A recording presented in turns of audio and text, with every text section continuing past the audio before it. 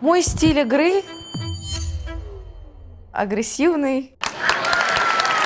Я стараюсь подавливать соперника и мощью, и какими-то острыми углами, и же резанные, и укороченные. Я выхожу на матчи с единой целью победить. Мне нравится то, что она полностью сконцентрирована на теннисе сейчас, ничего ее не отвлекает. Теннис — это то, что я люблю, и то, где я становлюсь лучше, и просто хочу прогрессировать, улучшаться, быть лучше себя и лучше других.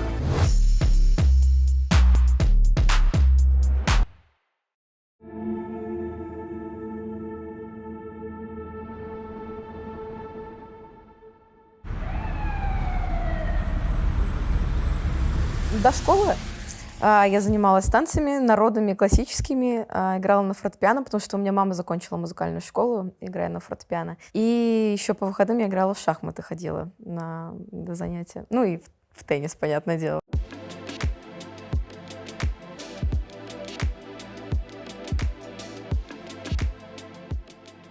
В детстве тебя на все кружки записали, да, чтобы ни секунды свободного времени не было. Ну да, так, чтобы было какое-то разнообразие, что мне все-таки хотели родители, чтобы я чем-то занималась, то есть не просто как бы сидела, там, валяла дурака дома, вот, и как-то первое, что я бросила, это было танцы. Очень много с кем я занималась с детьми в группе, они оставались дальше играть в теннис, там, просто дурачились, еще какие-то розыгрыши играли, а я не могла, потому что мне нужно было дальше как бы ехать и, танцевать.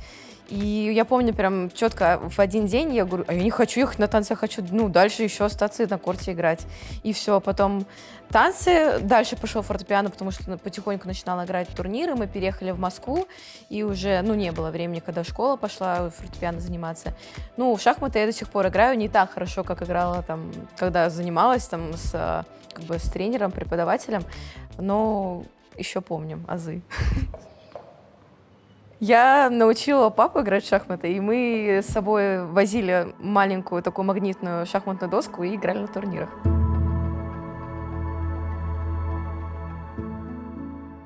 В целом, что там с детьми в 4 года? Проверили там координацию, там мячик половить. Потом, наверное, я думаю, лет в 6, когда такой возраст, я тренировалась с девочками, кто были старше всегда. И тренер как раз-таки мой первый, он из первых, кто заметил, что нужно как раз-таки переезжать в Москву, где больше возможностей, больше конкуренции. И я думаю, он был из первых, понятно, мой папа, у него сразу было, что я точно выйду в профессионалы и буду очень хорошо играть. И тренер, который был первый в Тольятти, он, сразу увидел, что все будет.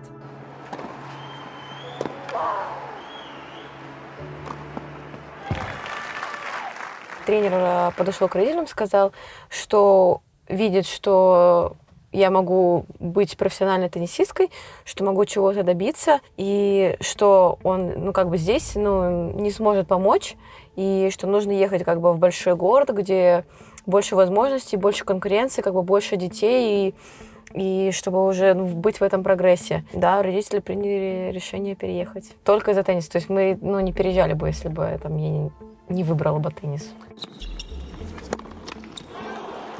На самом деле, я думаю, сложно было решиться, и родителям, и все-таки у меня 8 лет, получается, только брат родился, то есть он был там годик, то есть такое время, то есть он еще совсем маленький, вся жизнь была там, все знакомые, все, и родственники, и все, уже все так, так жизнь, сформирована, и все бросить и переезжать, я думаю, было очень сложно. Как я помню, вообще, в принципе, весь переезд был такой очень трудный, потому что мы долго не могли найти тренера в Москве. То есть было время, когда я возвращалась с папой, с годовалым братом, мы одни, мама была в Москве, работала, приезжала там буквально на день к нам просто увидеться и обратно ехала на поезде. То есть много было всего. Потом все-таки переехали обратно в Москву, опять там каких-то проблем с тренером не можем найти. Я возвращалась одна к бабушке с дедушкой.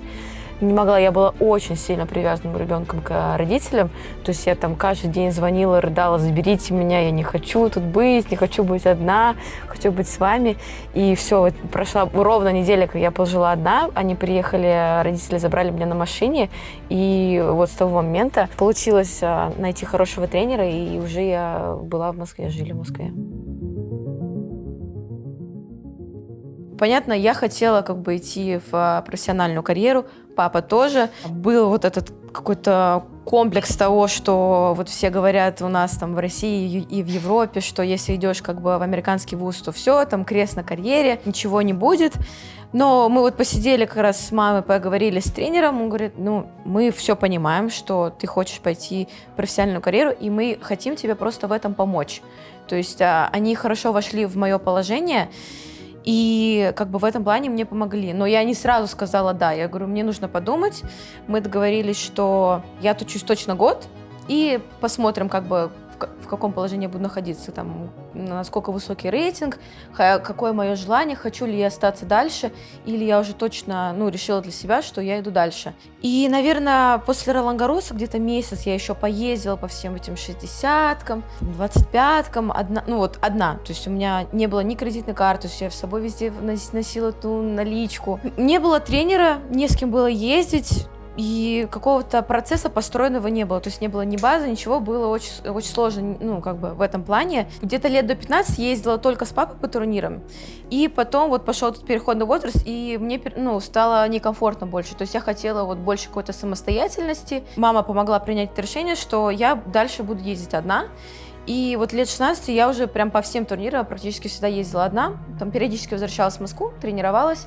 И дальше на все турниры опять одна ездила. Может быть, вот просто по чистой этой привычке дальше так и продолжали. На примете не было какого-то тренера, который мы вот знали бы точно мог помочь дальше.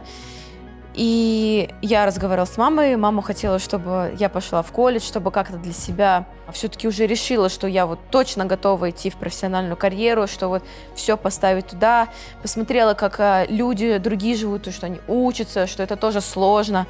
И вот совмещать и играть, и тренироваться, и еще все эти экзамены сдавать, чтобы у меня было понимание, что ничего легко не дается. А папа, хотел, чтобы нет, вот все, я по турнирам езжу, вот только вот турниры.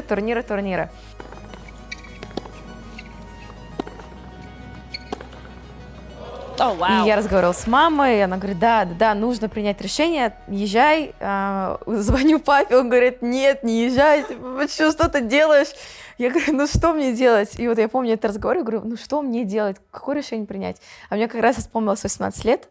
Папа мне такой говорит, ты уже совершеннолетняя, и принимай первое свое взрослое решение самостоятельно. И турнир закончился, и я написала тренеру, что все, я согласна, я на год приезжаю точно учиться.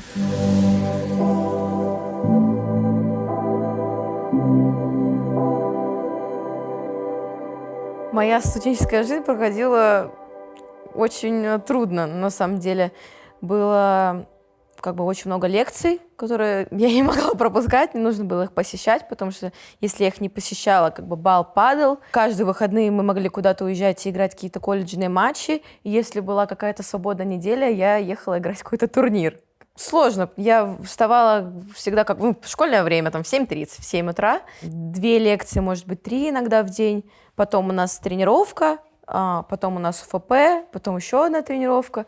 То есть, я уходила в 8 утра и приходила в 8 вечера, там уже с ужина. Если нужно было сделать какое-то домашнее задание на следующие дни, я пыталась что-то сделать и все, меня просто вырубало. Есть мнение, что если ты идешь в колледж, понятно, у всех свои приоритеты в колледжной жизни, но каких-то тусовок я вообще я ни одну не посетила. Я знаю, есть кто посещал, но я не нашла свободного времени, чтобы на себе, так сказать, это протестировать. Мне кажется, в колледже вот есть вот эта вот система помощи и поддержки вот именно игрока вот в какой-то определенный вот трудный момент для него. И когда я приехала в колледж, я вообще ни о чем не думала, кроме того, что мне нужно ходить на лекции, выполнять задания и тренироваться, и выполнять там свою какую-то работу. И ты больше ни о чем не думаешь. У тебя вот есть две вещи, которые ты выполняешь на 100%, а все остальное за тебя решают. То есть ты знаешь, там тебе четко, там, у тебя в 2 часа тренировка, а ты пришел на тренировку. Все остальное, там, все путешествия, билеты за тебя купили, отель за тебя забронировали. И в этом плане у тебя голова просто ничем другим не забита, кроме каких-то уроков и тенниса. И мне кажется, в этом плане, конечно, игрокам легко. То есть они сконцентрированы только на какой-то своей основной работе, там, улучшать определенные удары и прогрессировать. Oh, come on! Ощущения разные, безусловно, быть в топ-50 в прошлом году и сейчас в топ-10. Немножко другие, конечно, и приоритеты, и по-другому организаторы себя ведут по отношению. То есть я здесь приехала и дают потренироваться на шатрие, и время всегда. Я в первый день подошла на практис-деск, говорю, можно мне, пожалуйста, на завтра корт забронировать? Они такие, расписание пока не вышло, ничего не можем сделать. Потом девушка отвечает, я думаю, за засеянных. Она говорит, нет, какое время вам нужно? Сейчас мы все забронируем. Блин, какая разница? Разница, конечно, колоссальная. Но это здорово. Мне нравится, мне приятно. То есть буду работать дальше, чтобы было еще лучше.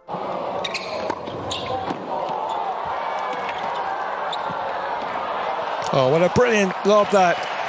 Just inside the line. Безусловно, чувствую, что после такого отличного сезона прошлого каких-то ожиданий больше от меня в этом году. Давление, ощущается.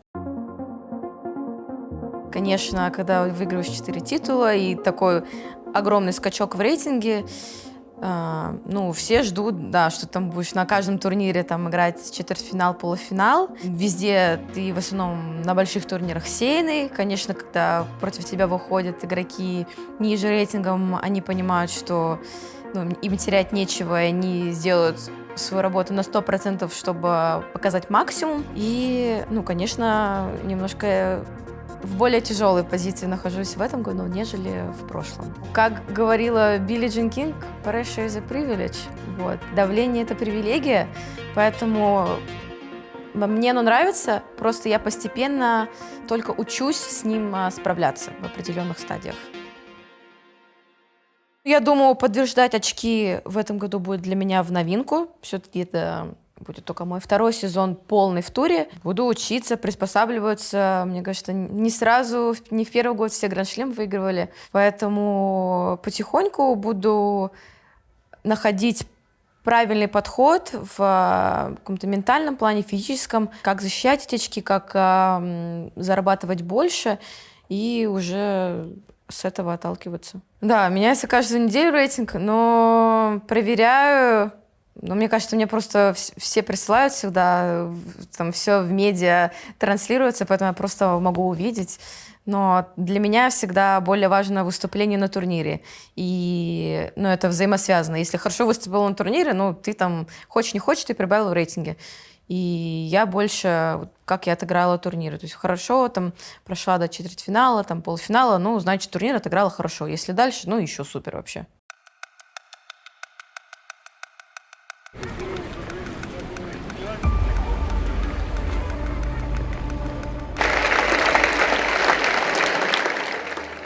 От себя, наверное, не жду многого. Играю на профессиональный Ролан Гаррос 3-й раз. 1 раз прошла во 2-й круг, в прошлом году 1-й круг проиграла. Поэтому буду радоваться каждому победному матчу и выдавать максимум, чтобы идти дальше.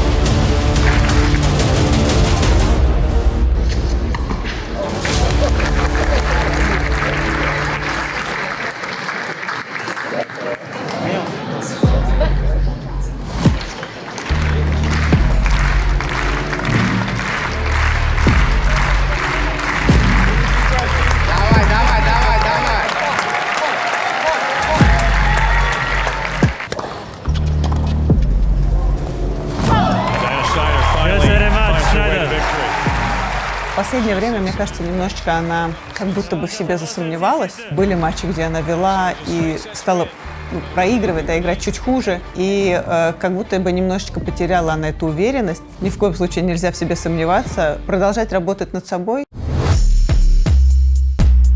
Мой стиль игры, ну, безусловно, агрессивный. Я стараюсь подавливать соперника и мощью, какими-то острыми углами, но тоже стараюсь добавлять в свою игру какие-то неожиданные элементы, там те же резаные, укороченные. Стараюсь работать над выходом к сетке, чтобы все-таки не только мощная была игра, но и разнообразная. И я выхожу на матчи с единой целью победить, показать какой-то свой лучший уровень на данный момент. И нет такого, что я там выхожу на парный матч, думаю, тренировка какая-то, как пойдет, так и пойдет. Нет, то есть и на одиночку выкладываемся, на максимум, и на пару выхожу, и на свой максимум отрабатываю. В одиночке 100% я более зажата, нежели в паре. По моим ощущениям, в паре, потому что все-таки есть партнер, Мира, который меня поддерживает, она меня и смешит. То есть у нас больше такая непринужденная атмосфера. Чувствую себя более уверенно в паре. Когда играю в одиночке, больше каких-то зацикливаюсь на своих каких-то ошибках, что я там сделала что-то неправильно, и иногда мне сложно вот из этих каких-то негативных эмоций выйти. А в паре там Мира видит, что там, мне немножечко подзажало, и она вот может мне помочь, там чем-то рассмешить, и меня в этом плане отпускает. В одиночке, когда одна, я еще над этим работаю и учусь, чтобы самой из этого выходить.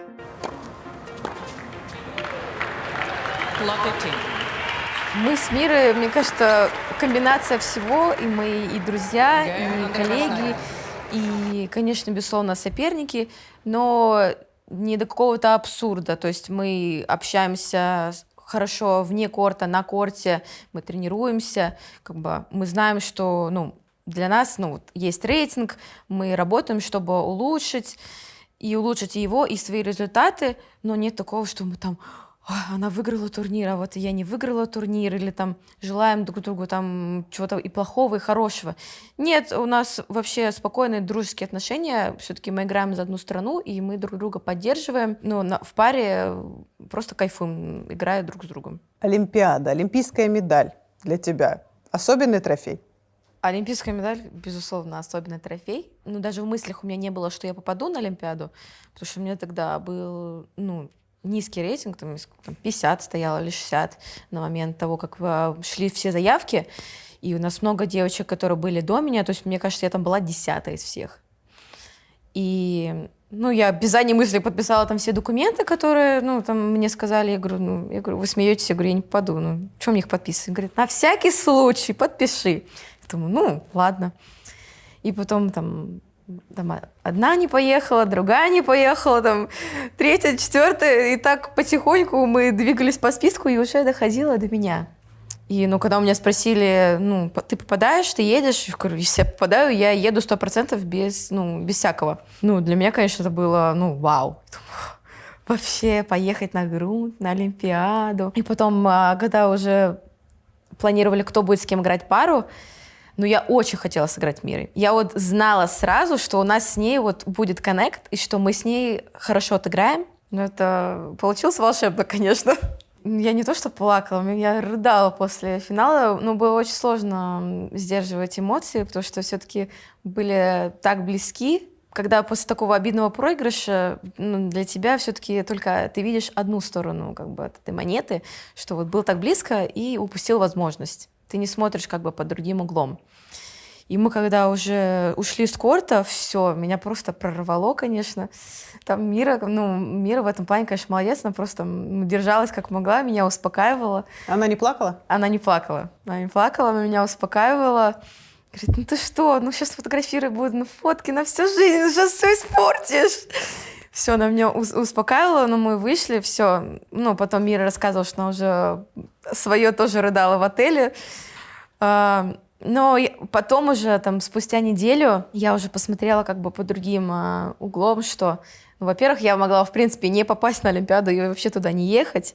Это была наша с Мирой первая Олимпиада. Мы никогда с друг другом не тренировались, не играли пару. Мы могли, в принципе, проиграть первый матч, который мы выиграли на тайбрейке. И все-таки то, что нам удалось и взять это серебро, ну, это многого стоит. И все-таки не у всех получается приехать первый раз на Олимпиаду и перевести оттуда медаль.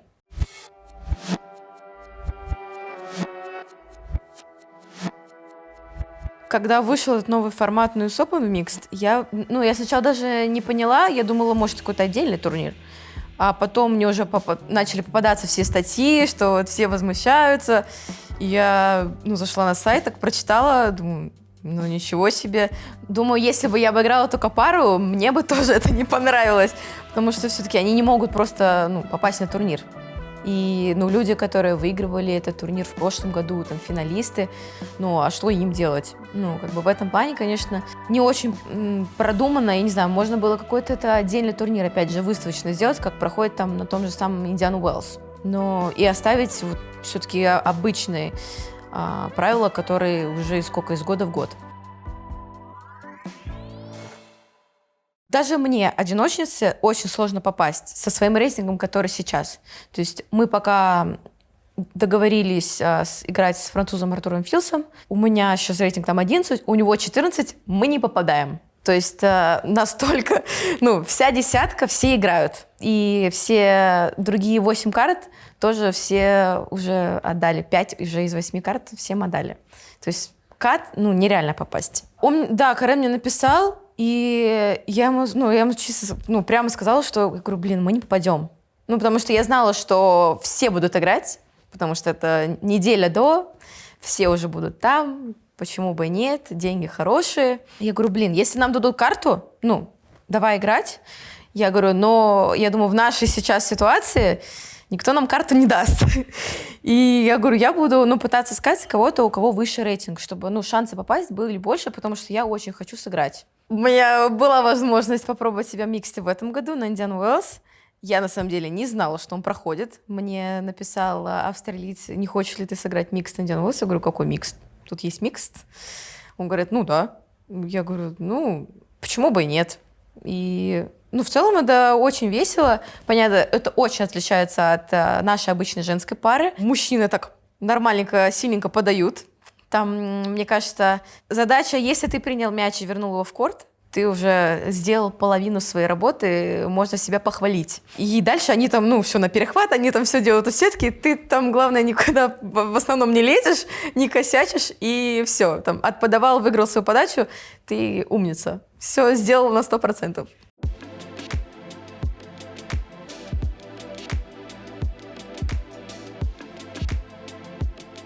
Для меня всегда по-русски это была косынка. Это потом уже, когда пошли больше европейские турниры, все начинали называть ее банданой. Но мне кажется, у них нет какого-то другого слова, кроме банданы, поэтому бандана.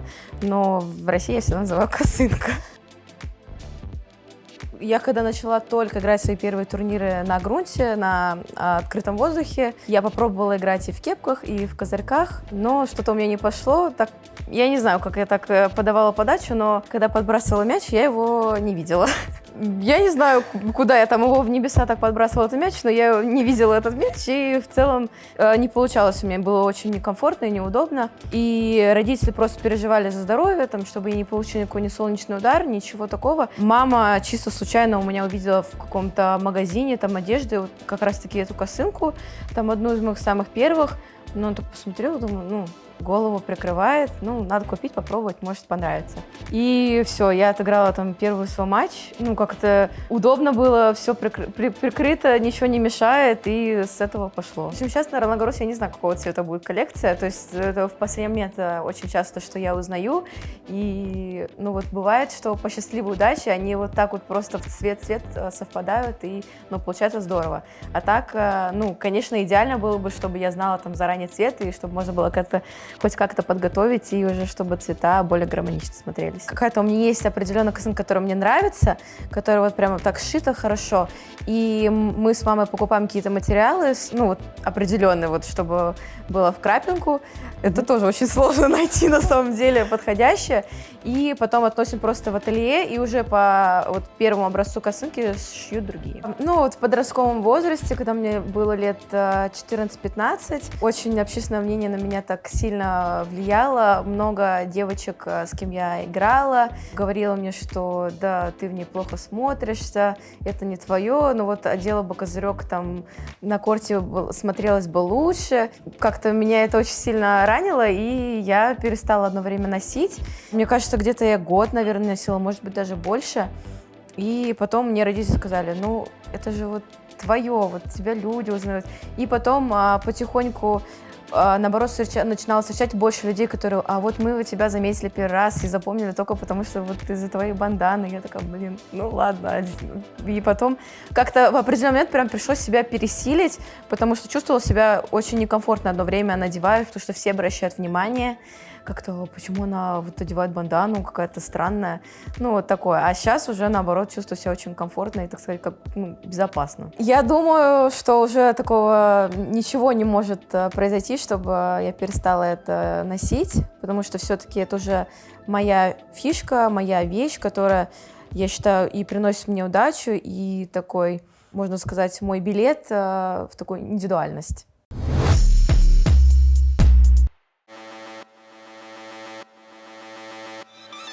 Диана, мы подготовили для тебя челлендж. Насколько хорошо ты играешь в бандане, без банданы. Может быть, ты хороша и в других головных уборах. Сейчас проверим.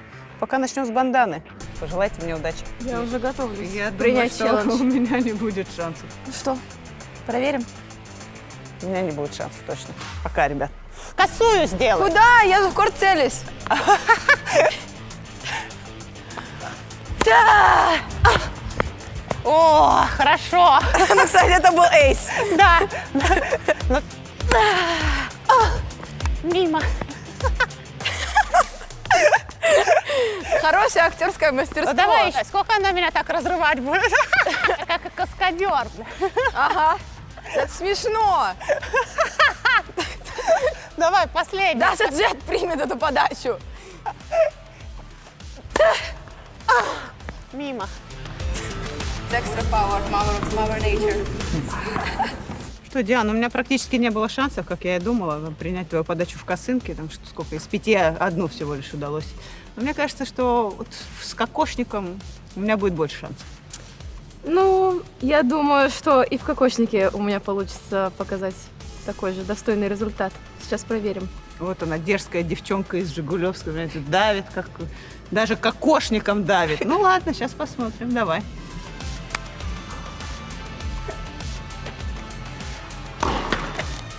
Все, кокошник, вот!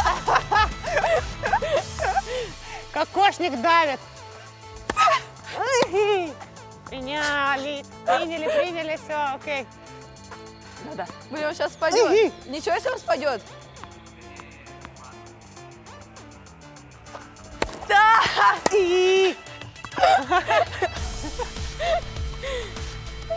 Но все-таки ты была права. Есть все-таки сила в косынке. В кокошнике не получилось так же хорошо.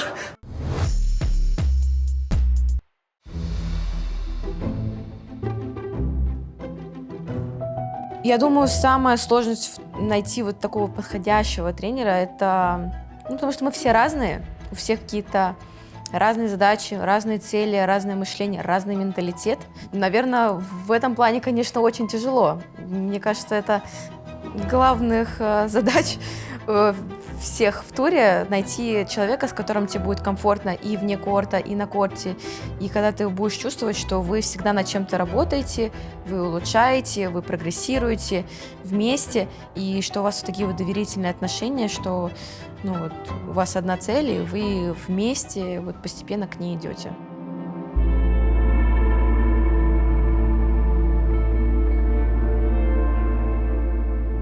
Я ищу тренера на целый год, потому что год у нас длинный, турниров много, но, к сожалению, у нас нет такого, что мы можем тренироваться, и потом есть определенные турниры, когда мы играем. То есть у нас сезон слишком длинный, мы не можем долго тренироваться, и между турнирами, нужен тренер, когда ты можешь хоть над чем-то поработать, что-то почистить и хоть как-то потихоньку чуть улучшаться.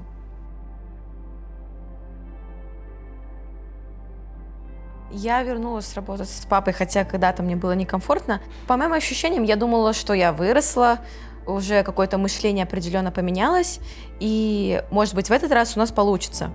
Не было комфортно мне и сейчас. Вот. Я чувствовала какое-то...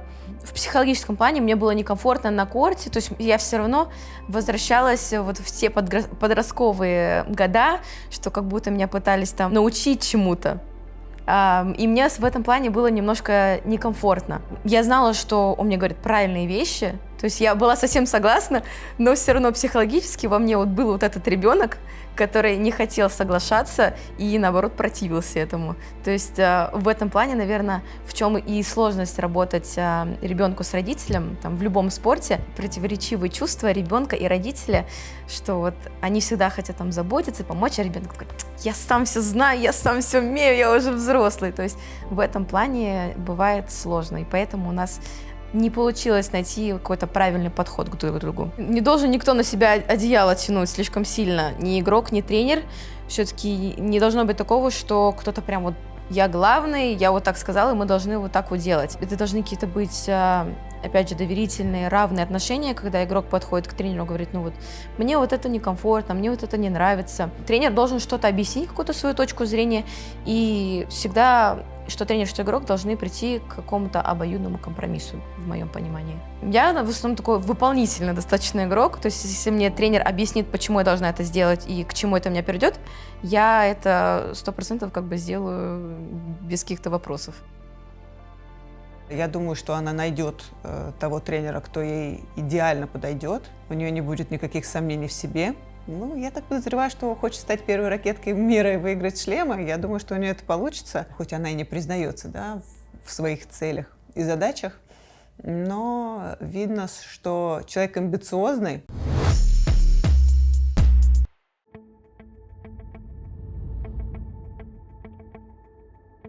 Я никогда не каталась на лыжах.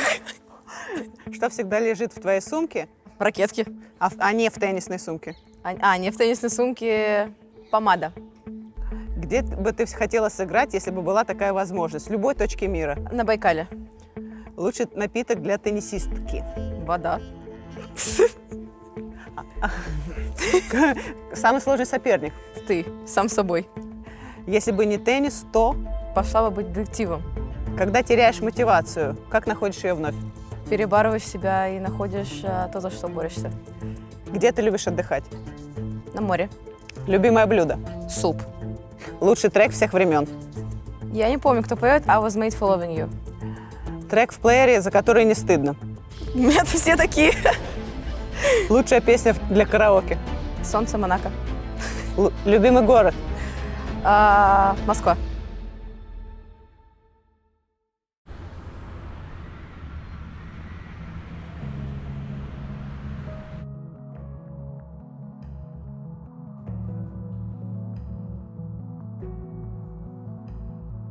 Я люблю просто такой спокойный отдых. Ну, опять же, у меня все по настроению. То есть, если я прям устала, мне нужна какая-то перезарядка, я там приду просто в номер, полежу, посмотрю какой-нибудь фильм, послушаю музыку, там какой-то сериал начну. Если у меня там, допустим, семья, мы можем пойти там вместе куда-то погулять, там, младший брат, там, допустим, в Дубаях мы с ним ездили в парк аттракционов. Я, на самом деле, люблю такой активный тоже отдых, там, мне экстрим очень нравится. Вот, но по настроению, то есть я могу вообще спокойно лежать целый день в кровати, а вот настроение, вот сегодня вот нужно адреналин получить, я могу поехать там куда-то в парк аттракционов и там въезжать весь день. Не так много, как хотелось бы этого времени на личную жизнь. Пока только весь приоритет тренировки и соревнования у меня. Ну, я думаю, если все-таки я приду уже к такому решению, что у меня будет молодой человек, безусловно, я буду находить на него время, потому что, ну, а как? Все-таки, если я уже приму решение, что находиться в отношениях, все-таки, ну, нужно будет идти там на какие-то компромиссы и там какие-то, может быть, жертвы. Но пока ничего не могу сказать, потому что опыта не было, и, ну, сложно что-то мне сейчас так как-то свою точку зрения выразить. Это для меня, мне кажется, самое главное, чтобы были общие интересы, потому что все-таки, когда у вас одинаковые какие-то увлечения, легче и как бы и диалог вести, и находить что-то общее, там, какие-то хобби. Поэтому, ну, наверное, да, спортсмен, может быть, не обязательно теннисист, но хотелось бы, чтобы все-таки он понимал вот эту вот нашу всю спортивную культуру. Для меня Рим красивее, нежели Париж, и люди для меня приятнее все-таки в Риме, в Италии, нежели в Париже. Иногда для меня здесь бывает трудно с людьми, французский язык, очень мало кто говорит по-английски, и немножко в этом плане, конечно, тяжело для меня. Как можно не любить вот такую красоту? Сейчас мы подойдем к одной из главных достопримечательностей. Ну, не знаю, зрители будут сами судить, да, оценивать. Ну, я не могу сказать, что кардинально что-то поменялось, когда начала больше зарабатывать в туре. То есть нет такого, что я там начинала покупать какие-то дорогие вещи, там все подряд. Мне кажется, это просто такое приятное дополнение к тому, что я хорошо играю, и ты видишь, что ты хорошо зарабатываешь.